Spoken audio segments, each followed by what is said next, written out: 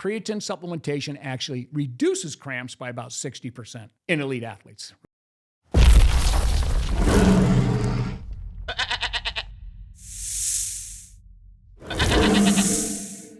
All right, welcome back to another episode of SuppBeast, a special episode, I should say. This is one where we're going to kind of interact more with our most viral clip now, okay? So we have officially gone viral, and that is for this clip right here on creatine.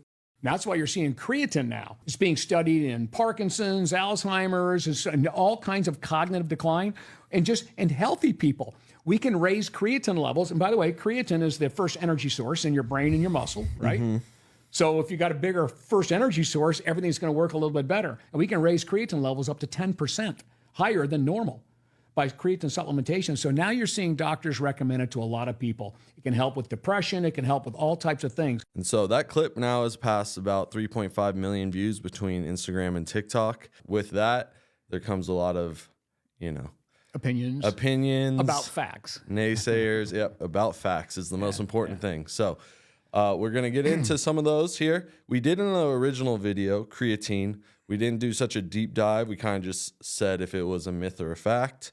Now we'll just tackle it head on. We have a couple studies here to show that, these are myths and there is nothing really inherently wrong with taking creatine monohydrate. As long as you are a normal, healthy person.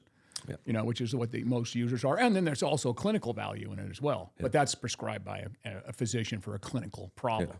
But for healthy users, there's absolutely nothing. In fact, it's so widespread now. It's crazy how widespread it is between the youth and all the way up to the aging population because it's very good and healthy. That's what this episode will be about, tackling those, misconceptions, I guess, now. So let's get started with the most prominent one that was coming about is creatine and kidney failure, kidney problems, liver problems, etc.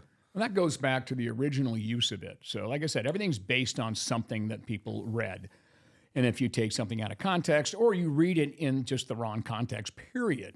So when creatine first came out and people started using it, Greenhalgh, that great scientist out of Canada, discovered how much we needed in order for it to work. We were all taking it as bodybuilders back in the 80s, but we didn't take enough to do anything. But then Greenhalgh figured out how to load it. So when you take in as much, and you're looking at 20 grams a day in the first 5 or 7 days to load it, well, the byproduct of creatine, the more creatine you have, the more creatinine, which is a harmless byproduct of the metabolism of creatine. So obviously, if you have more creatine, you have more metabolism of creatine, you're going to have higher creatinine levels. And the liver gets rid of that, and you urinate it out and so forth. So there's a standard level in the blood of creatinine, the byproduct of creatine. And don't everybody quote me on this, but I think it's like 0.4 to 1.6. That's what, if you measure a urine test or a blood test, you can do either one. And you'll end up with more than that. It'll go over that to like 2 or so if you're taking a lot of creatine. Now, it also will go over it if you're eating a lot of red meat and you're working out intensely. We tell all of our athletes, go off your creatine supplementation, and all our soldiers we work with, go off the creatine supplementation, and do not train hard the day before your blood test. And 3 days before your blood test, go off creatine. So what's happening is with all that creatine, obviously you're going to have more creatinine because it's a harmless little irreversible metabolite of creatine.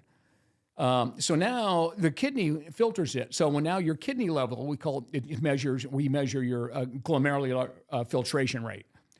And what happens is when you have a high creatinine level, it does a math equation to the doc and says, hey, the kidney's not doing a good job here. It's got some problems. Yeah. And it doesn't. Right. Okay, so in obviously regular people, they're normal healthy people. So that's how the myth started in the first place. Well, it just raises, and doctors are still today because they're not informed. Sports doctors are. And if you go to Mayo Clinic right now will actually tell you, go off creatine before your blood test. Yeah. So everyone's caught up with it now. I mean, if you're really in the know and you're up at the top, but they're still, they'll say, hey, listen, your kidneys are failing. You can see this, and they'll go, oh, it's a creatine, so they go off creatine, and they never pay attention any further than that. So that's how it all got started. So in the 90s, that became very prevalent. In the early 2000s, it started to fade, and we get later into the 2000s, like 2015, it really fades. They did tons of studies on kidneys, and it'll always go back to its normal amount. Yeah, and so of filtration. If you are taking creatine, like you're supplementing creatine, is that level always going to go up no matter who you are? Yes. Well, no, I mean, it may not. Okay, put it this way. If you're like extremely active, you're going to be able to use most of the creatine that you're supplementing, especially when you get in the maintenance dose. The loading phase, I don't think anybody's ever going to pass a creatine test when you're taking 20 grams a day. Okay. Yeah. So when I say that, pass it, it's a false positive. Okay. In fact, if anything, you look at when you go off the creatine, you go, oh, my kidneys look, they're even doing better than they ever did. But the point is that, yes, when you're on maintenance dose and you're training hard, you're probably using most of the creatine phosphate, because that's what happens. The creatine phosphate, is what you're using as the energy source, and that's becoming creatinine in the body later. So if it's just sitting around in there and you're not doing anything, then it just starts dumping it. It just starts dumping the creatine because you don't need it. You're not using it. And then you got more creatinine. So if you're very active, you could pass. You could actually take a blood test while you're on it, but we always tell you there's no point in it. Right, because I just saw in the comments a lot, it was just, there was a bunch of people, and I mean, mind you, the ratio of people to liking it and commenting, obviously it's a small population size. I mean people right? bad-mouthing it or something? Or? Yeah. So, I mean, obviously there's more people small-minded and small population. Right, there's more people in the know than, not. Yeah, right. So, but they're always, and then, they're not all bad people or whatever. No, they're just, some of them are being polite, like just saying, oh, my creatinine levels went up past the normal level. It got high, And so, but I remember when I was taking creatine, when I did a blood test once, mine was high too. But I was taking creatine working out. Right. So exactly. a lot of waste, right? Yep. So that's why I was wondering, but does everyone get high creatinine levels when you're taking a creatine supplement? Almost everybody. I've heard of a few people who have taken the test and fall within range. Right. So I'm sure there's some that are just for some reason. But if you're falling out of the range, it's not anything abnormal. Oh no, that's not what we're saying. That's what I'm saying, right? There's nothing. Well, again, these people are just saying, "Oh, I had high levels, I had to get off." Yeah, that's not abnormal. Yeah. It is a normal. It's now, if you're on creatine and you're a large athlete and you're training, you're going to have high creatinine levels. Now, if you're an untrained, light, older female and you have high creatinine, you probably got a kidney problem. Yeah. And you're not on creatine. And you're not on creatine, right? Right. Okay, so again, that's a guy on creatine or a big girl on creatine, training and doing all that, you're going to have high creatinine levels, and that is completely normal. It is not abnormal. It is normal. Now, again, that's why we say go off so you don't get a false positive and everybody's happy. Then you go right back on again. Right. Now, again, if you've got kidney problems before the fact, you don't use creatine, just like you got to keep your protein down. Yeah. Right? It's the same thing. There's things you can't eat if you've got kidney disease. And creatine would be one of those things you would stay away, red meats and things like that. So, again, we're talking about healthy people here. Just really to wrap that up. Creatine will never cause liver or kidney damage in healthy users. It is studied for 30 years. People have been using it we have studies where people use it for 10 straight years. Okay, I used it for 10 straight years. I still use it now. Okay, but I mean, I'm using it much more of it back then. Now, in just a maintenance dose for a little old guy like me now. Which it's like we're calling it the new multivitamin for your muscles. Yeah. For aging population, for people like me, to help stave off the inevitable. So you're going to have high creatinine, but it's harmless, completely harmless byproduct. Talk to any doctor in the know, and they'll tell you the same thing. I think that covers the kidney I don't think there's anything left there. Again, just make sure that you go off and you don't train hard the day before your blood test, and you go off 3 days before. That's plenty. I've seen 1 day is probably enough, but just go off 3 days before. That way you don't get a false positive. You get a real reading on how your kidney's working great. Now, by the way, you could stay on it. One last thing. You could actually stay on it and get a real kidney test, a creatinine level test, and your bunyurea nitrogen test. Those are kind of just really weak.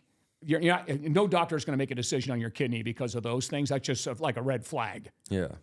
There's another test, a kidney test, and I can't remember what it's called, like a chromium ETDA test, or that really goes into your kidney functions, and you can be on creatine. That will tell you that your kidney is healthy while you're on creatine too. Yeah. Because they go into that really digs deeper. And I'm not an expert on that thing. I just know that there are tests out there that check the entire function of the kidney, and you could be on creatine and pass it 100%. Yeah. And I get people's wariness too. Like if you don't know, or you're not like, Absolutely. I'm blessed. If I didn't know anything about that, and I had a high creatinine, and not only that, it'll bump your liver enzymes a little bit too. Yeah. So you go, oh my God, this is bad. I would just go off it. Yeah. If I did, I would. That's what I would do if I thought that's what was causing it. Yeah. And they're making the right decisions when they're saying those things. But just make sure that go back and get tested again. They go, oh, you're fine. What I'm telling you is 30 years of clinical experience now that we have with creatine. It doesn't cause any damages at all. So just don't get the blood test when you're having, go off 3 days before your blood test, so you don't get a false positive. And any good doc that's in the know nowadays with creatine will tell you the same thing. They're going to ask you if you're on creatine when they see they should. But I mean, having that exposure to high creatinine and bumping your liver enzyme up, though, like I'm gonna ask this now, just play devil's advocate. Is that long-term exposure? Is there anything to that? No, that's like, no, because don't forget, it's not really a kidney issue. Right. They're measuring your creatinine, and then it does a math equation. And it's associating it to It's a associating kidney it with a kidney, and that means you have to go look at your kidney now. Right. So that's what it's doing. It's just a marker for a kidney not working as well because it's not clearing the creatinine. It's not clearing it to what it should be. So that's the issue. Okay. So it's not a kidney test. Yeah. It's a marker. I get It's what a you're marker. saying now. Yeah, I get exactly. I just had to ask Yeah. that. Yeah, of course. And by the way, you take a couple aspirin and then do a blood test, and your liver enzymes will be up. Yeah. Right before a blood test, you take an aspirin. You go on any kind of medication, and doctor's always going to ask you. They'll see your liver enzymes are up. And they'll say, well, are you on medication? You go, if you say yes, then that's causing your liver enzymes to go up. Then you always retest anyway and find out. You'll find out that's correct. And then the second one with this, the second most popular Myth or I don't know what you want to lingering call myth misconception. Misconception. Yeah, How about that? misconception. Yeah. The other misconception here, the big one, is baldness. Does it cause baldness or accelerate it or anything like that? I think what happened there, again, it goes back to somebody looking at a study and so forth. And then back, I think it was like 2009, somewhere around there, a study came out about measuring creatine. We always knew creatine can stimulate growth hormone to a certain extent, right? A little bit even testosterone. But dehydrotestosterone testosterone is another form of testosterone, and it really works sort of on the it works in a little bit different, but it's involved with hair maturity, right? Your genitals, that's what dehydrotestosterone is. Generally, it's really while you're in the womb and when you come out up to puberty, where that's got your high levels of that, and completely works on different parts than testosterone. Testosterone's more in the adulthood. So as that anabolic actions. So when that came out, it shows that creatine raised that level. So immediately people go, oh, and of course, DHT is associated with baldness. People that do have high DHT levels end up going bald, but that's just a genetic thing. Yeah. So it doesn't. So the answer to the question is no. And so there's no connection with the slight raise in DHT and baldness from creatine. No connection. That was just the assumption that was made from that one particular study. Okay. And again, turned out that they followed it up many times and looked at it, and there's no connection between that small amount. Because don't forget, exercises raises your DHT. So you go bald from that. Yeah. All types of certain amino acids can raise your testosterone. Mm-hmm. You don't go bald from that. So it's no different from something that might bump it in a good way. Right. So you heal faster, put on and hold on to more muscle and so forth. So even if you have a predisposition to baldness, like it will not accelerate it because that's already going to be there anyway. Yeah. If you've got the genetic capacity, and usually it's on the mom's side, passing it down to you to be bald, it's coming. It's coming, and this isn't going to accelerate it now. I mean, there's no study that shows that. Zero. Again, this is an assumption made from a study that showed it rated and only raised it a small amount. Like I said, different times of the day raises it. Right. So anything can raise, but they'd have to raise it a shitload if it was going to do anything. That'd be a steroid. Yeah. That would be an anabolic steroid. And of course, it's not an anabolic steroid. It couldn't be anything more natural than creatine. Time's up on that question. All right, and now the next misconception we got here is creatine and it's linked to acne. Does it cause acne? The thing that we do know, the evidence shows if there's anything you ingest that causes acne, it's the foods you're eating. Okay, we know that. The high glycemic index foods can actually aggravate acne and won't necessarily cause it, maybe make it worse. Acne, if you have true acne, right, and then it's genetic. Okay, and you're going to have it one way or the other. You can do things to make it better. Again, I'm not an expert, I'm not a dermatologist here, but creatine doesn't cause it. Now, anything could, though. Don't get me wrong. In other words, you could have some sort of genetic polymorphism that maybe extra creatine might be aggravating some other gene that is connected to that some way. That's always possible. But that's, again, you're talking about 0.0001% of the population probably. But yeah, so no, there's no, I mean, boy, I can't tell you how many people would have acne if it caused acne. Yeah. And my skin couldn't be any better, for an old guy. And, you too, yours is perfect. I mean, if there's a susceptible person, you never know. No one has time to do those kind of studies. All we know is that the vast majority of people don't get acne from it. And the main thing is, I know you see a clip, and obviously, we're in favor of creatine supplementation, which I'm not even on it right now, honestly. But we cycle. But the studies show that it's a great performance enhancing supplement. But that's it, right? It's not a mandatory health supplement. No. We're not telling people you need to be taking creatine. So if something is wrong, or you're getting some sort of adverse effect that you think is linked to it, then stop taking it. Yeah, absolutely. Like, we're not, no question. We're not like force feeding you creatine. The point is, it's not going to cause this for right. That's why I just wanted to say that. It's like great. You have your reasons. Don't take it. Whatever. It's not a big deal.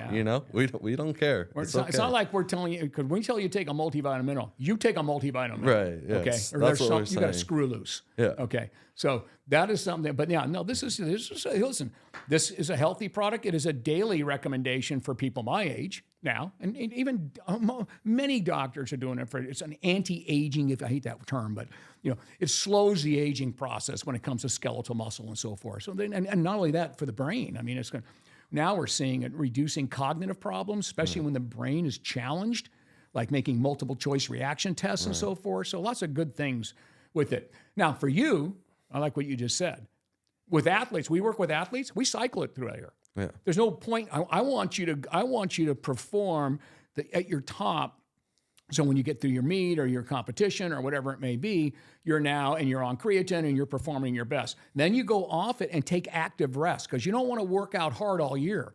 So there's no point in taking it at that particular time. You just kind of go off it, active rest, and you slowly go back to the gym. You're working out hard again, getting ready for your next bout of exercise and next bout or your next big hard training cycle. So 2 or 3 times a year you kind of cycle off and cycle on. That is what we do for professional and college athletes and competitive athletes. But you're using it as a health supplement, then it's just a daily thing on a maintenance dose. Let's move to the next one, because I think that goes for the acne. But yeah, just wanted to put it out there. Yeah, okay. Yeah. Not a mandatory health supplement. We're not feeding you this. Like, you got a problem with it, please just don't take it. Okay, save everyone you guys headache. Okay, is there a cancer risk associated with taking creatine? None known today. Okay, but there's a cancer. I mean, no one knows if they've got where any of this kind of stuff goes. Anything could cause cancer, right? And creatine certainly, after the widespread use now for 30 years, and we're going over 30 years now. The clinical studies, it is a resounding no. It doesn't cause cancer at all. And now, if you have cancer, then you're always going to talk to your doc, right? If about taking creatine. You're always going to talk to your oncologist. They're going to make that decision on any supplement you take or anything that you take at that particular point. So again, it doesn't cause cancer. In fact, I would probably argue that it might, if anything, it would stave it off if there was something happening. All right. And then a big one is the problem with creatine causing bloating, fat gain. Yeah. And Water retention. Okay, well, let's get the fat gain out. Actually, if you look at long-term studies with creatine, it actually lowers body fat. So stop right there. That's it. Fact. Okay. So forget about the fat gain. I mean, listen, you can take creatine and get fat if you eat too much. Right. So that might be that one-off somewhere. But otherwise, you'll actually burn more calories and your body fat just drifts down because you put on muscle. Right. Even if your body fat doesn't change, if you put on 5 pounds of muscle, your body fat went down percentage-wise. Right. Okay, so, so we know it only enhances body composition, used properly. Now, on the other part, the water, which is a fun one. So what it's doing, what creatine does, the great study was done. God, it was in 2018 or 19. These guys, I love it when these guys do these great studies like this. But they measured the total body water with people, someone taking a placebo and someone using creatine, right? So different groups. Yeah. And they found the total body water certainly increased in the creatine group. But guess where it is? It's in the muscle. Yeah. There was no difference in the intracellular muscle ratio between your total body water and intracellular water. There was everything was saying extracellular water was all the same all the way around. So what the difference was, the muscle size increased. Well, guess what increases with it? The water in the muscle. Yeah. And what it's doing, creatine does bring intracellular water, which is exactly what you want to put on muscle. It volumizes the cell. And by volumizing the cell, it stretches the outer cell and it tells the body to build protein, to make more protein, make more protein. So it's a cell volumizer at the same time. So without a doubt, and I love the study what they're doing, so that the gain in and if you're feeling bloated, it's because your muscles are a little more full of water, which is exactly what you want creatine to do. Yeah. In fact, I would worry, after a while, you're not going to feel bloated. You might be in the very beginning stages, like your first week, you kind of feel, and after that, you probably wouldn't because your body's used to that, and that's a good thing if it's bloated. In fact, that was a good sign it's really working for you. Yeah. And again, the bloating is not. It's just because you have muscle in your stomach. Right. There's not bringing any extracellular water. So there's no water retention from it. It's intracellular. Yeah. The ratio is identical based on the size gain of the muscle and the water, because your muscle's bigger, your water content's going to be larger, so there's no difference there. There's the right ratio all the way around. So they did a really good study to show that it doesn't retain water the way like going out and pounding sodium would.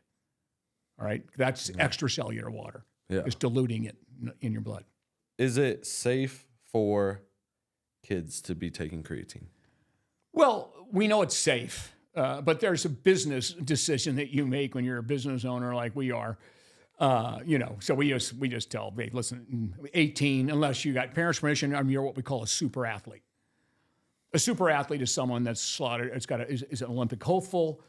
They're slotted for Division I or Division II, or scholarships. Mm-hmm. So they'll end up saying, okay, we should creatine use. Then of course it's a parent's decision. We know that they're studying creatine right now in youth athletes. They've been doing it for like the last 10 years. And they're great.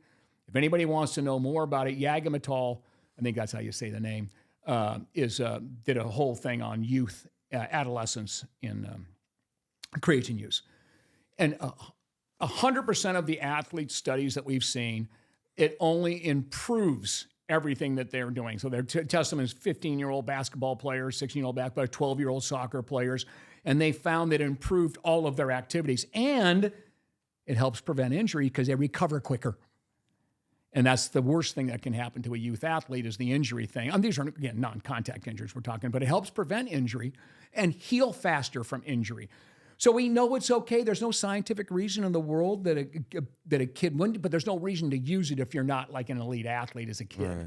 Doesn't make any sense at that point. You got to do everything else first. You got to eat right, train right, do all that. And then you get to that point, you're going to the next level.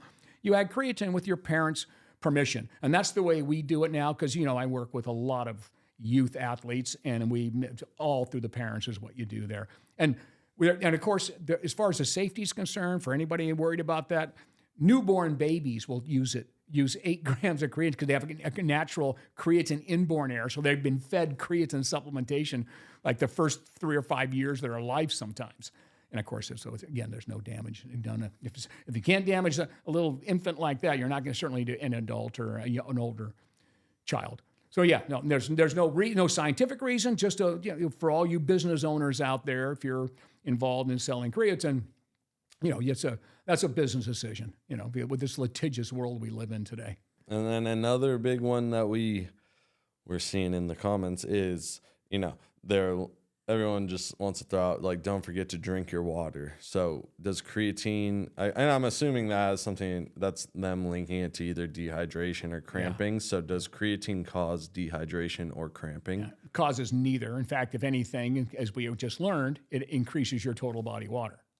So do you need to drink more? I think that's what they're asking it for. Do you need to drink more because it increases your water? Well, the comments were saying, don't forget to drink your water, like on creatine. Well, let me say, don't forget to drink your water anytime. Right. And creatine doesn't make it any more important. When you're thirsty, you'll drink. Well, anytime, for people don't understand how the thirst, I always love the saying, you have to have 8 glasses of water every day. I mean, who made that shit up? I can just pull that one out of the air. I mean, I know how it worked. The average person's 150 pounds and 64 ounces a day of fluid is flushed through the body. So I know how it started. It just makes no sense. Okay. So the bottom line is, you're going to hydrate. When you get older, your thirst mechanisms don't work that well. So you might have to make a note and drink some extra water. And the same thing when you're younger, they're not mature yet. So that's why when I coach football and right? All my coaches had to make sure the kids drank because they would forget to drink. So I get that. But if you're an athlete and you're working out and you're using creatine, you're just going to be thirsty whenever you're thirsty. That's nothing. Creatine isn't going to change that. You might drink more water because you have more muscle. Yeah. I mean, you don't, so it doesn't. It reduces cramping by 6%. Well, I'm saying 60%. It doesn't supplementing creatine doesn't demand more water intake. Just getting bigger and more movement will demand that. I mean, if it would be so minute, and so again, the thirst is going to be triggered the same way you were triggered without creatine as with creatine. So if you need more water, your thirst is going to come on sooner. Get it? Yeah. Thirst mechanisms are just amazing. They measure the concentration of blood. It goes up to the brain. Concentration of blood, all the solutes in the blood, your sodium levels, and all your cations and everything else, the levels in the blood. And when they go down like this, you have a real high concentration. That's why you don't drink water. Your pee is like yellow, dark. You drink a ton of water and you're peeing all the time, okay? And it's lighter. And that's what's going on. So yeah, just get comfortable. That's all. Just drink the way you've always drank when you worked out and whenever you and just, you're naturally going to drink a little bit more if your body needs it. Yeah, I love the water. The water thing is like there's so many myths have been debunked about a fluid intake. But yeah, just your body's going to tell you to drink a little more, then you're going to drink a little more. Yeah. Because you're holding a little more in a right way, in a good way. Yeah, if you want to drink more water, drink more water. It's good for you. Exactly. Yeah, there's nothing wrong with that. Yeah, just drink it. And by the way, their cramp thing, that was a huge myth back in the '90s. It was a big myth. Okay, and so they tested it. Did a couple of great studies. Creatine supplementation actually reduces cramps by about 60% in elite athletes, right? So again, that tells you right there. And by the way, all this stuff is very clear from the International Society of Sports Nutrition. They came out with a great thing of all the misconceptions on creatine. So if you don't believe me, go read them. Right. Also, you have to look at like the NCAA and like professional sports, like the fact that they it is like a pretty, that's a pretty big deal in itself because they're pretty like rigorous with what they do and what they allow and don't allow. And that's a good point. Back in the 90s, there was a legislation to ban creatine in California. Well, I was with 24 Hour Fitness back then. I was partners, and lucky to be partners there with Mark and so forth. And, we lobbied and went there. I wrote a whole big thing. I go, if you're going to ban creatine supplementation, you've got to ban carbohydrate supplementation for endurance athletes because all it is an energy source, a natural energy source that we get from foods. We're just throwing the food away and getting the creatine out of it. Yeah. So we don't end up being 600 pounds. Right, and die of heart attack. Anyway, so they banned. They said, okay, great. And then of course they brought all the docs. Said it's the safest thing in the world. And so of course that didn't go through. But it's because when something works that well, people think there's got to be a reaction, bad reaction somewhere there. Yeah, too good. And of course they've been with 30 years worth, and all we see is good reactions. We'll tackle 2 birds with 1 stone here with this video because. We also sent out a video that was talking about, creatine for women.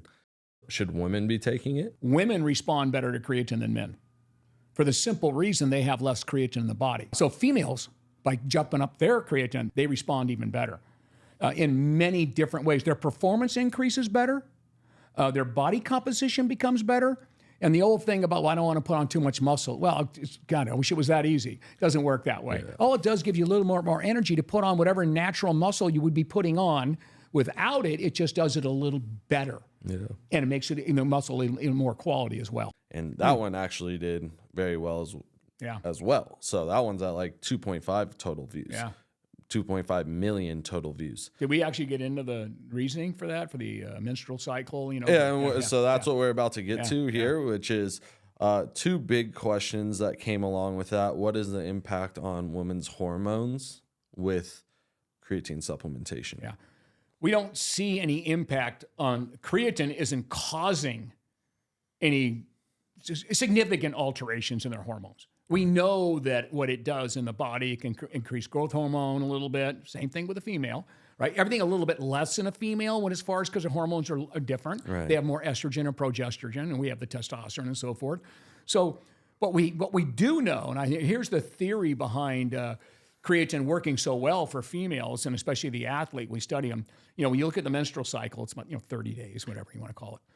And you've got your menses for three or 4 days. And then you go into your follicular phase, which is about 10 or 14 days. And that's when estrogen and progesterone are a little bit lower. So your creatine kinase, which is the enzyme that puts the phosphate on your creatine to make it energetic, right? So you have more ATP. That starts to move up with estrogen and progesterone. By the time you get to the luteal phase, you get to a peak right in the very beginning. You then in the follicular during ovulation, and then you go into the luteal phase. Now you've got creatine kinase sky high. It follows the line with estrogen. When your estrogen's high as progesterone. So, and of course, estrogen is most energy, controls all your energy metabolism in the female. So this is a great time because what you end up doing when you get to the luteal phase, the female, you end up burning protein and you're draining your carbohydrates and so forth. So this is a great time where creatine source can really make a difference in the female performance and that includes the brain and everything else too. So so using it through, that's sort of the mechanistic reasoning for using creatine in the female as the creatine kinase goes up, which is just the enzyme that converts creatine to a energy molecule, is it goes up with your hormones. So your hormones are actually driving the creatine, but you don't have the creatine, it's not going to do you any good. So that's why you would take the creatine during that period for sure. You can just take it the whole time, doesn't matter. But I'm just saying that's the most effective during that period. So you can keep your losing muscle, you can keep your glycogen storage, and you can really perform well during that with the extra creatine too. Yeah, so that's what they've been looking at now, and of course it actually works. Women respond better when it comes to cognitive reasoning for using it. Mm-hmm. Anytime the bioenergetics of the brain are low, right? Creatine could have a different impact. So sleep deprivation, all right, challenging tasks, and so forth. You can take creatine supplementation, and they've shown that can make a difference. Seriously. And so in the female, it seems to make more because they have a little bit less creatine in the brain, just, again, based on size and so forth, and also hormones. So yeah, I think the female is a great candidate for it. Not one of our top dietitians, athlete as well, and so forth. And she always does. She does lectures about creatine in the females. So no significant impact on hormones in the female? No. Nothing more than when you're eating. Listen, carbohydrates have a significant impact on your hormones. Right? Insulin, because what do? You end up with it stimulates insulin. And what's insulin? It's like the most powerful hormone in the human body, right?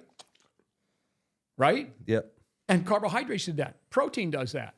So yeah, it's doing what it's supposed to do. That's what it's doing as far as hormones go. Don't knock out. Even he's on creatine. You can lay down, but even he gets a little creatine.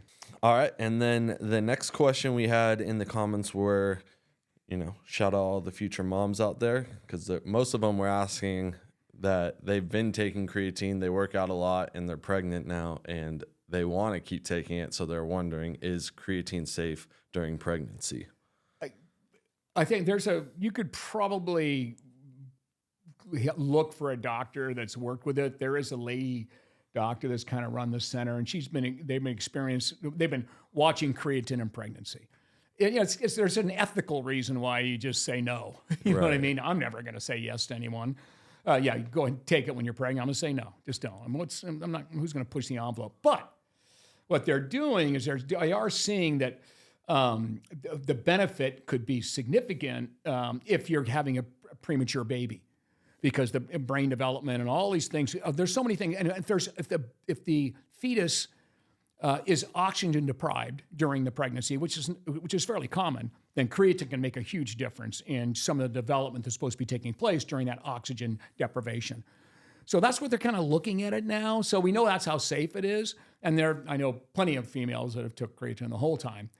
And, so if anything, there may be a benefit, but I'm not going there. Yeah. Let's let the cards play out before we make any. And I would never go there anyway, as far as making recommendations during pregnancy. SuppBeast, we don't deal with clinical, okay?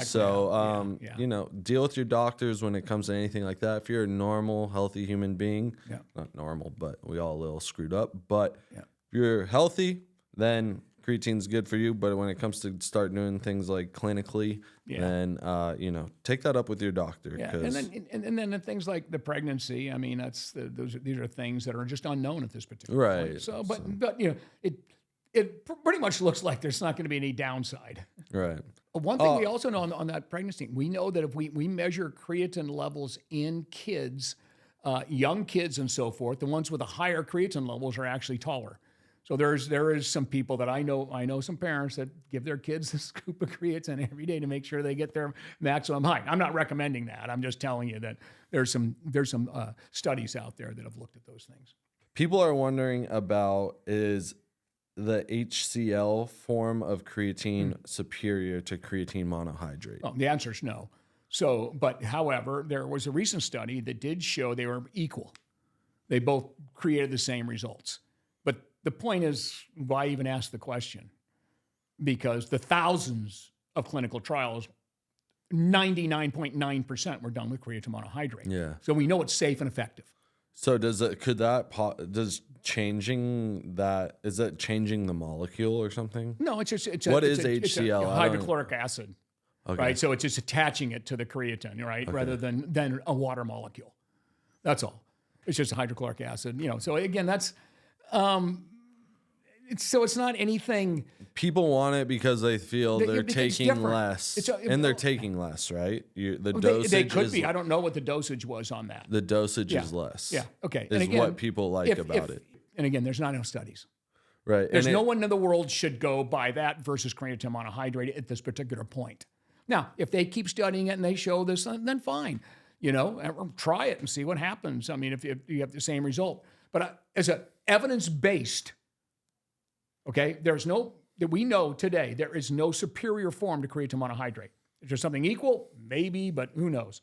They've tried everything, ethyl ester, all types of different forms. But I did see one study recently that showed HCl worked as well, Right. And I think they like it because, one, they have to take less of it, and two, that they say it causes less bloating.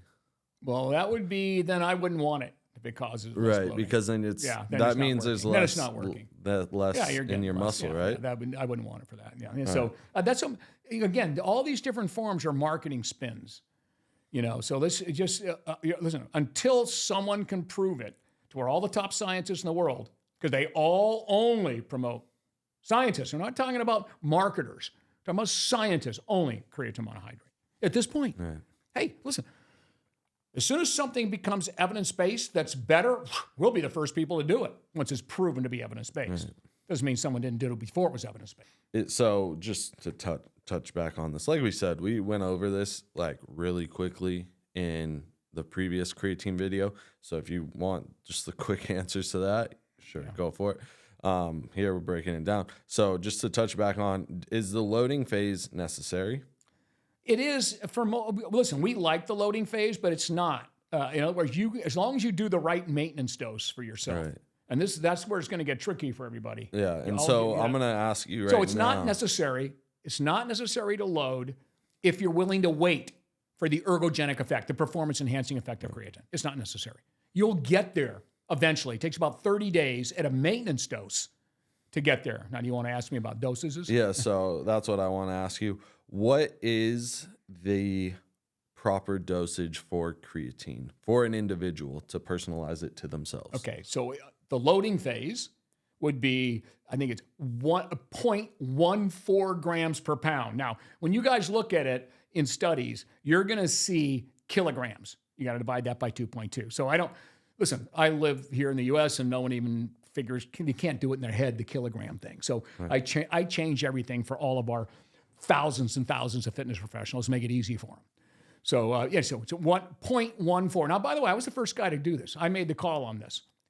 Everybody said 20 grams of creatine load, and then your maintenance dose is 5 grams. And I go, I'm talking about 20 years ago. And I go, that doesn't make any sense. Okay, because I work, as you know, with Olympic gymnasts. They're like 90 or 100 pounds, and we work with the world's strongest men. They're over 400 pounds. Well, how do they get the same creatine? Right. Always done it by weight, way before they determine the weights. They only determine their weights in the last few years and everything. I was just guessing. Yeah. I go, hey, if you're 300 pounds, and again, I like lean body mass. I don't do weight. Right. So okay, but that's where it gets tricky for people because I measure body fat on all the people we work with too. So anyway, if you are 250 pounds of lean body mass versus 90 pounds of lean body mass, obviously you're going to need more creatine. So I just go, okay, loading phase for any average person is going to be 20 grams a day, divided, 4 times a day. So 5 grams 4 times daily, taken it with a meal. But the reason that number came out, because that would be exactly right for a 150-pound person. And for some reason in the world, ever since World War I, we do everything by a 150-pound person. That's the average person. Okay, so it would come out to about 20 grams for a 150-pound person, right? Now, so what I would do, I would just go, okay, if you're 250 pounds, you're going to use 30 grams, okay? And if you're less than 150, then you can use, 15 grams. And I just do it in my head. This is long before they started doing studies to find that out.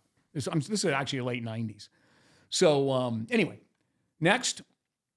Okay, so what I do is this: 0.14 grams per pound of body weight. I want lean body mass. But if you look in the most recent study, they'll say just body weight. Well, what if you're 300 pounds and you're 150 pounds of fat? I want 150 pounds of your lean body mass, right, or what we call fat-free mass. So that's what. So if you were 200, for example, if you were 200 pounds of lean body mass, okay, because that's everything. That's your organs, your bone, all that kind of stuff. If you were that, my hand was real quick. That would be what 28 grams to load, right? Yeah, I think I did it right. Okay, so 28 grams to load, but that means you're probably weigh 240. Because you've got to have some other fat mass on you as well. Okay, so anyway, so there's that. If you're, so basically a 150 pounder would be the 20 grams. So I just gave you an example of that. You want to go to the maintenance next? Yeah. What is the maintenance dose formula for creatine? For full tissue saturation, to maintain it, do it the proper way, it's 0.045 grams per pound of lean body mass. Most, you might see body weight, but if you're very overweight, you wouldn't want to do that. So I always go by lean body mass because we measure fat. So to repeat, 0.045 grams per pound of lean body mass. So for example, if you're 175 pounds of lean body mass, that's about 8 grams. And that would be a maintenance dose. So a 150 pounder, which they do all the stuff on, would be about the 5 grams that you read about in the stuff, right? Yeah. So that's about right. That would be the right number. If you're 200 pounds, then of course it's more than that. Yeah, so if you're under 150 pounds, you're happy because now you're saving money. Yeah. But if you're above, yeah, sorry to tell it to you, but yeah. But yeah, creatine, the price keeps going down. It's really been commoditized now. So it's actually fairly inexpensive to use it daily. Yeah. And so, that is your personalized formula to get your proper maintenance dose. Yep. Okay, so you can optimize. Yeah, so loading, 0.14 grams per pound of lean body mass. Maintenance, 0.045 grams of lean body mass. Yeah. And there you go. What is the best time to take creatine? Well, when you're loading it in your loading phase, which is anywhere from 4 to 7 days, I've seen all different studies here. You're going to take it 4 times a day, split it evenly, and take it with meals because you want some protein and or carbs to bring your insulin up to drive more creatine into the muscle. Okay, so you're going to take it with meals. That's the way to do it. Spread it out evenly. After the loading phase, at the end of 5 days or whatever else you're doing, okay, then you're going to take. I like you to split it. Regardless if you're only taking 5 grams a day, I'd like you to take 2.5 and 2.5. Split it. So on workout days, take 1 dose before your workout. Now again, don't forget, if you're a 200-pounder, then you're going to take 5 grams before the workout, and then at the end of the workout, take the other 5 grams, and take it with your pre-workout shake, because that way you got your carbs or your protein there, because either protein and carbs or carbs will raise your insulin a little bit, right? And make sure you get the maximum benefit. But post-workout, if you're only going to take 1 dose a day and you're working out, take it at the end. I saw the most recent studies show that was more important. It's kind of counterintuitive. Yeah. You know what I mean? But when your levels are all full of creatine because you've been full and you're taking it every single day, because you can't take a day off, then your creatine is going to be there before your workout. But after the workout, when you get a little bit extra bump there and it fills the cells up and so forth, you're going to heal faster. Yeah. So that's why they like it if you're going to use 1 dose a day after the workout. So workout days, 1 before and 1 after. Split your dose, your maintenance dose. On your rest days, then I like you to split it throughout the day. Okay, so in other words, but you're going to take 1 dose in the morning and 1 dose in the evening with a meal. Make sure always take it with carbs and or a protein. Yeah. You know, and then so you get the benefit of it. And this is just to fully optimize. If not, just taking it once in the day once a day is the most important thing. That's the most important thing. Yeah, take the full dose once a day. But ideally, again, because of the people we work with, we always lay it out. So for people that want to do it perfectly, otherwise just dump it. The older population, I always tell them, just take it and put it in your protein shake. Yeah. You need more protein. You're never going to be able to eat that much protein. The older you get, the more protein you need. Right. And people you have to hire a full-time cook in order to get yourself all the protein you need to stay active. Naturally, with all of this, we're referring to studies here, but of course, there's going to be people in the study. Well, this is only the studies are done by people that have a vested interest in creatine. What do you have to say to that? Well, the studies on Ozempic and Mounjaro and all of these are all done by Eli Lilly and the drug companies. So I would say they have a vested interest. That's how you do studies. Yeah. You're hired to do studies, and even if you're involved, you are the ones that are creating or designing the study. But the study doesn't get published unless it goes through peer review. The peer reviewers are not involved. Yeah. They're not doing the study. So there's no conflict of interest there. The people that did the study might have a conflict of interest, like the drug companies. That a conflict of interest, you're proving out a drug, so you're proving out creatine. So that's the first thing there. But the second part is, don't forget, if it's published in a peer-reviewed journal, like ISSN, International Society of Sports Nutrition, that means it goes through a peer review process where no one has a conflict of interest or no one's involved in selling it. Okay, so you have to remember that. So these are all the things that get people, understand that. There was something else though I think we missed. I mean, you got to believe something, right? Yeah, not only that, yeah. Or you have to trust a source of something. Yeah, a peer review means that it was peer review. Now, there's been retractions on peer review. No one's arguing that. Right. But a peer review means that not those people that read the study went down there and said, yes, this thing qualifies to be put into a scientific journal.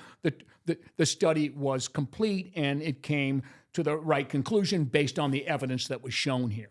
Yeah. Okay. And they have all the data. They have to submit all the supplemental data to these people, and they go pour through it and all that kind of stuff. And they're all signed off. And so, you got to, at some point, you got to cough that up. So, the people that have a vested interest conduct the study, but then it has to get proved by people that have no vested interest in it. Like drug companies, they're the ones that do fund all the studies. They're the ones that fund all the studies for the drugs. Typically, if you're in supplements, you're more probably leaning towards against big pharma than with big pharma. You're trying to give people supplements and make them healthier. to where to keep them away from big pharma Yeah, if they exactly. can. Right. So That's all we're it's- trying to do. Is yeah. listen. There's a reason that people would have to take medications for things that are sort of out of their control. Yeah. But 2/3 of the things that are wrong with people is in their control. The root to everything that's good and bad in the body is your nutrition at the end of the day. Hey, by the way, on the creatine, I know it. I just now flashed on it. Don't buy a creatine that's not third-party tested. And I'm going to tell you right now, as much as, because all of our products are all NSF certified for sport, NSF is probably the better one because they actually test to see how much, how any of the, in the raw material, that it has very low amounts of the things that are naturally found in the earth, lead or mercury. You have to be really low when it's NSF certified for sport. Yeah. Where other ones, if they're not third-party tested, they're not even looking for that stuff. Yeah. You might have high creatinine levels in it, by the way. But the creatinine levels have to be way down below, and all the heavy metals be all natural, way below things with NSF. Like ours are all everything. We NSF certified for sport, so that's a better third-party test. Right. That's what I tell everyone. I just say Don't buy it. Look for creatine monohydrate and look for NSF certified for sport. Absolutely, if you're going to do it. Yep, So for sure. that's what I've been telling everybody. So it can be any brand. Yep. Creatine monohydrate. Yep. NSF's for sport. Yep. You'll be good. All right, and then I'm gonna backtrack a little bit here and ask you about the original video about people critiquing you. So is it creatine or creatine? Either one. Is it tomato or tomato? So it's a creatine. I mean, most people will say creatine. I've been saying creatine my whole life, but creatine is fine. He That's can't all even good. say it when he's trying to say it. Yeah. Creatine. Yeah. You're the king of... Since I've known more about creatine than any of these people that are writing in, I can promise you that. Yeah. I think it's okay. And I've done more lectures on it around the world. These are people nitpicking and Not to mention that against it. I actually wrote a whole thesis on it. Yeah. The next question is about the video. By the way, creatine is the first energy source in your brain and your muscle, right? Mm-hmm. People saying creatine is not the first energy source in the brain. They're saying either ATP or they're saying glucose is the primary source of energy in the brain, which is not the first energy source. Well, though, glucose right? is converted to ATP. Right. So I don't know where they came. That has to go through a cycle and you Right. produce ATP. ATP is it, but it's coming from everything has to be ATP to use it. Right. Creatine phosphate is the first energy source because it's got a phosphate molecule going on to ADP to make ATP. ATP is the currency. Right. Creatine creates that ATP Right. in the first energy system. Then you got the glycolytic system. Yeah. Okay, so it's all glucose is not an energy. It's not ATP. It's got to be converted. Right. Creatine is just being held there. Creatine has to do when you have to think really fast. Right. That's when creatine's coming in and going to make more ATP for you. Yeah. ATP is the currency that we used to move to do everything. Right. Creatine phosphate creates that ATP immediately. It's only one step. Right. You got a creatine with a phosphate molecule right here. Boom. You just used ATP. Boom. It drops off its phosphate to the ADP and makes another ATP. But it can only do that for so long. Then you got to go to the glycolytic system. Then you got to go to the aerobic system. So it is the first energy system to make more ATP. Right. People, Okay. So they're just they're having spinning fun. it. They're having fun. Like You so, know, I don't know. You like obviously whoever said ATP glucose- is the first. They're ATP saying is the only currency in the body. the glycolytic system. I'm surprised I even said that. I said that correctly, Yeah, right? you The did, glycolytic system is the primary energy source in the brain. The primary, not the first, but the primary, right? Well, so that's what they're saying. We're saying in the clip it says creatine is the first. Creatine is the first energy system in the brain. Yeah. Okay. Yes, it is. Which is ATP. Right. ATP. Which you're saying creatine because it directly creates. When we talk about the human body, we talk about three energy systems: the creatine phosphate system, the glycolytic system, and the aerobic system. Right. Those are the three basic ones. Right. They all produce ATP. Right. Creatine phosphate does it the fastest. One single step, drop the phosphate to the ADP and you got ATP. Okay, so glycogen system is takes about 30 steps. Aerobic takes about 1,000. So yeah, they're just so confused. They're just confused. nitpicking. You know, they're and, confused. they're confused. They're confused. Poor darlings. Yeah. They're just confused. So creatine is the first energy system in the brain. Creatine phosphate. Well, yeah, yes. I mean, I'm just sorting my brain out. Yes, it is because it's donating to the ATP. They were saying ATP. If there's no ATP system, we got to create the ATP. Right. So that's it. So and then creatine phosphate creates the first. That's the first. That's the one that's immediate. Granted, this thing has 3.5 million views on it, and there's 50 total people maybe saying that. So that's what 0.001 people saying that. That's so and they're having, I think they're having fun with it. They're just having fun with it. Oh, ATP. Well, there's ATP is created from the creatine phosphate. And we're having fun too. You don't even need the creatine phosphate, if you're just sitting there, so it's an emergency. It's a buffer for ATP. Right. It buffers your energy while you're waiting for the rest of it to come in. That's what it ATP. They're having fun. We're having fun. Right. Exactly. We get it. Absolutely. It's fun. It's fun to just the back and forth. And I think that's it for everything. So I think that handles all the questions in the comments for today. And as we were saying before, remember, this is not a mandatory health supplement. This is a performance enhancing supplement. So if you're looking for that benefit, by all means, try it out, take it, see if it works for you. If it doesn't, you have any adverse effect to it, no problem. Stop taking it. Simple as that. It's not mandatory. But it can be helpful. And healthful. In many different ways, in cognitively, physical performance, cognitive performance, it could be helpful in many different ways. Yeah, so give it a shot. Keep you active. If not, if you're scared, don't take it. No problem. And we'll see you in the next one. So goodbye. And don't forget to take your multivitamin. That's right.